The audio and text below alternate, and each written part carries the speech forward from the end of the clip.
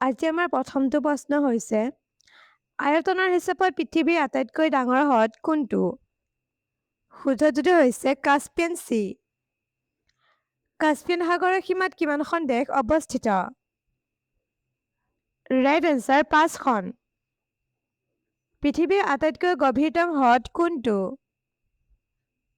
শুদ্ধটোতো হৈছে লেক বৈকাল।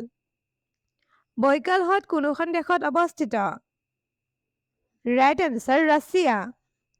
পিছৰটো প্ৰশ্ন, পৃষ্ঠভাগৰ আয়তন অনুসৰি বিশ্বৰ সৰ্ববৃহৎ মিঠা পানীৰ হ্ৰদ কোনটো?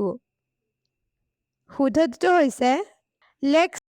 সম্পূৰ্ণৰূপে আমেৰিকা যুক্তৰাষ্ট্ৰৰ ভিতৰত অৱস্থিত একমাত্ৰ গ্ৰেট লেক কোনটো?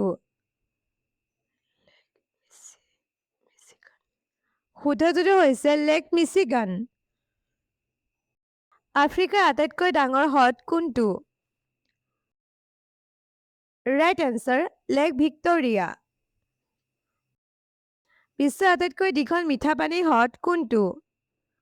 শুদ্ধটোতো হৈছে টাংগানিকা হ্ৰদ।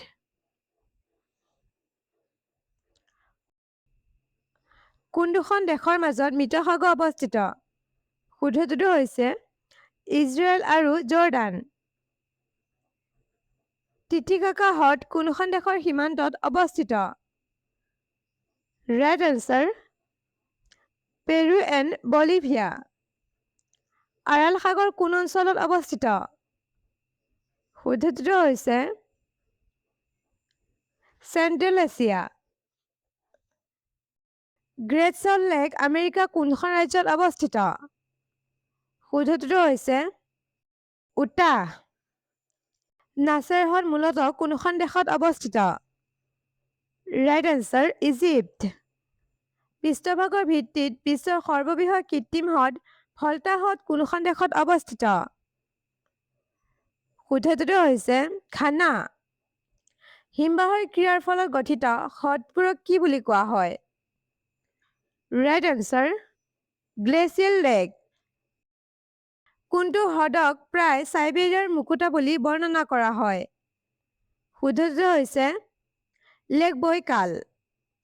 ইউৰোপৰ সৰ্ববৃহৎ হ্ৰদ লাডোগা কোনখন দেশত অৱস্থিত?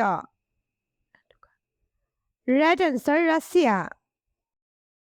মিডল ইষ্টৰ কোনটো হ্ৰদ আটাইতকৈ ডাঙৰ হ্ৰদ? শুদ্ধটোতো হৈছে লেক উৰ্মিয়া। মিডল ইষ্টৰ অন্যতম বৃহৎ হ্ৰদ ভান হ্ৰদ কোনখন দেশত অৱস্থিত? শুদ্ধটোতো হৈছে তুৰ্কীয়ে। নেক্সট কুৱেশ্যন, ভাৰতৰ আটাইতকৈ ডাঙৰ মিঠা পানীৰ হ্ৰদ কোনটো? শুদ্ধটোতো হৈছে উলাৰ লেক। উলাৰ লেক ভাৰতৰ কোনখন ৰাজ্যত অৱস্থিত? শুদ্ধটো হৈছে জম্মু এণ্ড কাশ্মীৰ। ভাৰতৰ আটাইতকৈ ডাঙৰ লুণীয়া পানী হ্ৰদ কোনটো?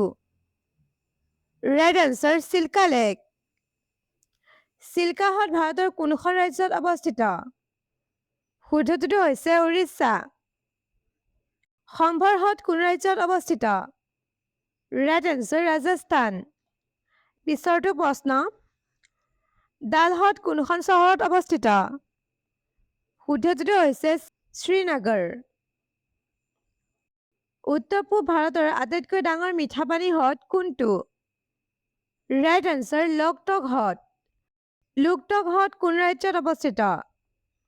শুদ্ধটোতো হৈছে মণিপুৰ। বিশ্বৰ একমাত্ৰ ফ্লটিং ৰাষ্ট্ৰীয় উদ্যান কেবুল লামজাও কোন হ্ৰদত অৱস্থিত? ৰাইট এনচাৰ লোকটক হ্ৰদ। হিমাচল প্ৰদেশৰ আটাইতকৈ ডাঙৰ হ্ৰদ কোনটো? শুদ্ধটোতো হৈছে ৰেণুকা লেক। কুল্লেৰু হ্ৰদ কোন ৰাজ্যত অৱস্থিত? শুদ্ধটোতো হৈছে অন্ধ্ৰপ্ৰদেশ। পিছৰটো প্ৰশ্ন, ভাৰতৰ আটাইতকৈ দীঘল হ্ৰদ ভেম্বানাড হ্ৰদ কোন ৰাজ্যত অৱস্থিত? শুদ্ধটোতো হৈছে কেৰেলা। ৰামছাৰ স্থান ৰুদ্ৰসাগৰ হ্ৰদ কোন ৰাজ্যত অৱস্থিত?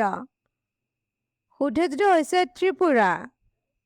পিছৰটো প্ৰশ্ন, মধ্যপ্ৰদেশত অৱস্থিত এছিয়াৰ সৰ্ববৃহৎ মানৱ নিৰ্মিত হ্ৰদ কোনটো? শুদ্ধটোতো হৈছে ভোষ্টাল লেক। ফতেসাগৰ হ্ৰদ আৰু পিছুলা হ্ৰদ দুয়োটাই কোনখন চহৰত অৱস্থিত? শুদ্ধটোতো হৈছে জয়পুৰ। তৰাৰ আকৃতিৰ কৃত্ৰিম হ্ৰদ কোডাইকানাল হ্ৰদ কোন ৰাজ্যত অৱস্থিত? ৰাইট এনচাৰটো হৈছে তামিলনাডু। অনাসাগৰ হ্ৰদ কোন চহৰত অৱস্থিত?